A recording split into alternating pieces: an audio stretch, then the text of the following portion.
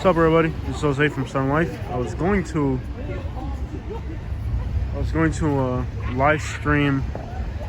Yes. Live stream. However, it seems that we're having a lot of trouble with AT&T, and my wife is too. I don't know what the problem is. So it seems like we're not going to live stream. We're going to just upload a regular video. I'm so sorry. I wish I could share this moment live with you guys, but it's all right. We'll just record it and then we'll upload it. And I love the live streams, but we've been having a lot of difficulty with the live streams. It is cold here in Naples, Florida. Let me tell you that. It is considerably cold here in Naples, Florida, to the point where the restaurants have these little propane, I think they are, that they bring out. This is my favorite tree here in Naples. I don't know if they brought this tree here, or if it was here before in the woods and they left it. Regardless, it's a giant tree. And it's always nice to see this big tree here in Naples. Mercato is where we're at now. This is in North Naples. And it should give you an idea what type of vibes we have here. It's a little bit more, a little bit nicer than some small town in Alabama where I live now. There's no doubt about it. The vibes here are definitely much more. A little bit more elegant, more, I don't know, life you could say. However, more tropical. But it's in the past now. It'll be a place for us to vacation every year more than a place for us to live permanently like it was before. And frankly, I'm okay with that. On this trip here, I've really got an opportunity to think hard about if I want to come back to this area. You know, in Florida, from Gainesville all the way to down Naples, it's just one giant blob of roads, condos, and the same crap over and over again. And there are some beaches. We tried to go to the beach today, and the red tide was so bad that we couldn't. So, like, this whole trip, going to the beach might have been the highlight of it. The red tide is so bad here in Naples that we couldn't do it. So, would that have been a problem, let's say, in Miami? Probably not. I don't have any memories in Miami. You're fine. You go ahead. I don't have any memories in Miami. I don't have anything in Miami that is nostalgic to me or of any value to where I would want to go to their beaches. You know what I mean?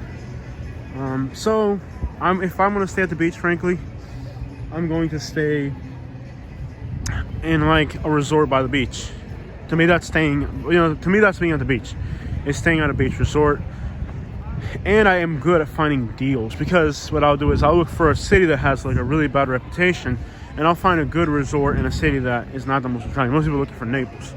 There's less attractive places like Lake Worth that really do have a lot of good things going on, good beaches and all, but then they're not as, you're paying for the price tag. Basically, you're paying for the name of the place. So, well, with all that said, quite literally, we're talking here a disappointment in that I wanted to go. Disappointment in that I wanted to go really bad. Really wanted to go. Really wanted to go to the beach. Went to the beach. I was actually planning to spend 2 entire days by the beach. That was kind of my game plan. It's like, all right, we're gonna spend 2 days on a beach there. Even though it's freezing cold, I don't know what I was thinking when I thought that, but I just didn't think it'd be that cold in Naples. It usually doesn't get this cold here in Naples, but as you can see, pretty much everybody is sweatered up and ready for the cold weather. It's cold as crap here. Colder than usual, really. Quite colder than usual. Unusually cold, probably the best way to say it. So my plans were to be on the beach for a few days, but I might have to go to, maybe the East Coast. Maybe I'll go to Fort Lauderdale, or I know one resort that I stay in what's this place called? Lake Worth. Not the most prestigious travel destination, but they do have resorts around the beach, and they're like 10 minutes from Palm Beach. But that's the thing, the one with the Palm Beach name, is like $1,400 a night, and the one with the Lake Worth name is like $150 a night, and you could stay at a bed bug for $120. So pay $30 extra, and you're right on the beach. And that's exactly the way we handle our beach time, which is just stay on a beach resort. I don't have to worry about parking. I don't have to worry about nothing. I'm there. You know what I mean? I don't have to worry about traffic, nothing. It saves you time, hassle. And sometimes if it's in a desolate stretch of beach, you can get a little bit more privacy than if you're staying in one of those public beaches where there's people packed to the gills. Either way, with this cold weather, I'm sure that beach resorts are at a natural comfort. Oh, it looks expensive. All right, I'm not even gonna go in there. It's just like, yeah, it's not me. They don't. Do they have Jordans up in here? I recently had a subscriber, not a subscriber, more. Maybe he is a subscriber. Probably not a subscriber. Probably a hater on a Facebook group that mentioned something along the lines of, "Why don't you get some Colemans?" I don't know what Colemans are. I think that's what they're called. For me, I live in Alabama, man. I don't live in Naples. I wear Jordans. Listen, right there, Jordans and J's, man. I think that was the first time. You know what I mean? Like, I wear them J's. That's my definition of a nice pair of shoes. Is that the average person here in Naples? No, they probably think some Colemans. He's like, "Oh, that is so uncouth. Why don't you get some Colemans? You'll be so much more professional." I'm sure he was well intentioned, but I don't live in Naples. I live in Alabama. And in Alabama, we're rocking them J's on. So I'm sure that it was a well-intentioned idea of maybe let's give Jose some prestige. You know, what type of brand of shoe or style you choose. And that's the thing that people here in Florida, I think, especially Naples, struggle with, is that it doesn't matter what brand shoe you like to wear. What matters is that you wear shoes and you're happy about having something on your feet. Some people are happy just having something on their feet without caring what brand it is.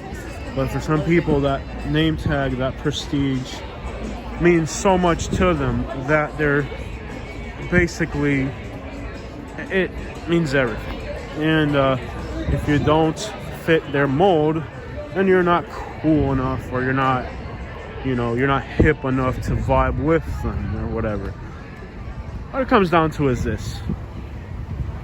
Overall, looks like my car right there, except for that one's a Chevy and mine's is a GMC. Very familiar. It's Suburban to the Yukon. I almost thought it was Katie. Then I realized it was a Chevy. Nope, not me. Well, to get to my point, class. I mean, to a lot of people, class is a thing of taste. Me, when I see, or give you an example, like somebody from the city may see somebody from the country and say, "Oh wow, this person looks like a fool wearing those cowboy boots and that cowboy hat." But the person from the country might see the city boy and say, "Ha, look at that city boy right there. It looks funny." So it's okay that we all think we look funny because we're different. What one crowd or one particular subculture considers to be appropriate, another subculture may consider to be inappropriate or uncouth. However, what it comes down to is this. Regardless of your taste, your subculture, and your preferences in clothing and styles and brands, one thing is clear. That each individual should not be judged by his subculture, but by his values, personality, effort, kindness, whatever other moral virtue there is to have, of what good as a person who, on the exterior, has the most prestigious badges on their clothes, on their vehicles, and on their restaurant receipts, while in person they're a complete pile of cow poop. For lack of more obscene words, you get what I'm saying. What good is it to have all the appropriation when you lack just a little bit of decency? And to some people, the decency may be the ride. To some people, the decency may be the shoes. But to others, the decency may just be letting a pedestrian cross in front of you, regardless of how expensive your vehicle you're doing it is. And that is where I've struggled to connect with this place, even though I spent 20 years here. And the same thing happens to me in the countryside, believe it or not, to where some people do the same exact thing, only with different, values. Here in the city, perhaps your name of your vehicle or the receipts on your restaurants are that badge of approval, or in the countryside it may be maybe a truck, maybe it may be a handshake or something. Regardless, everybody has different expectations for other people. And I've always struggled with the expectations of other people. Something smells ridiculously good. I know I can't have it. It's probably not healthy. Let's roll up out of here.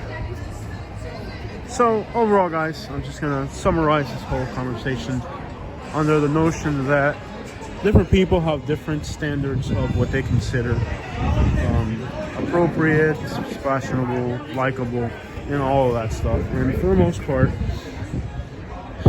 it's all going to depend on your personal preference and, I guess, perspective.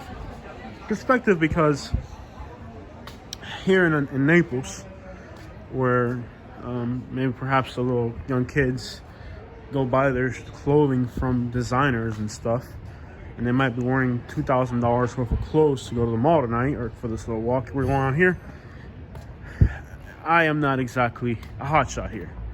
However, in Alabama, where I live now, Jose's a hotshot. When they see that old Yukon here, to impress people, you might need one of these newer SUVs. I got an older SUV. But where I live now, I'm a hotshot. The young girls see me and they're like, oh, look at this guy. He's got an '08 Yukon, and they're all over you. You know, I need some bug spray to get these no-seams off me in Alabama at times. Because they're gold diggers. And they're just... but their perspective is that of Alabama. Where here, the perspective a little bit higher. To my point is that a lot of people, whether here in Alabama, in Florida, where it's really fancy and rich, or in Alabama, where it's a little bit poor, a lot of people, they're not going for the genuineness. They're not going for,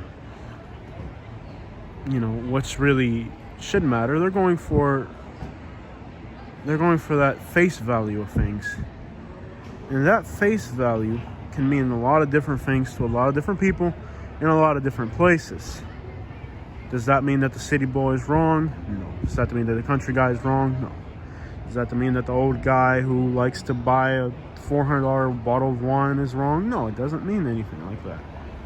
It just means that that person has a different preference from yours, and a different understanding of what's desirable from yours.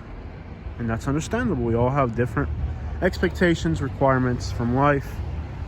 My point is this: whether here, there, or anywhere,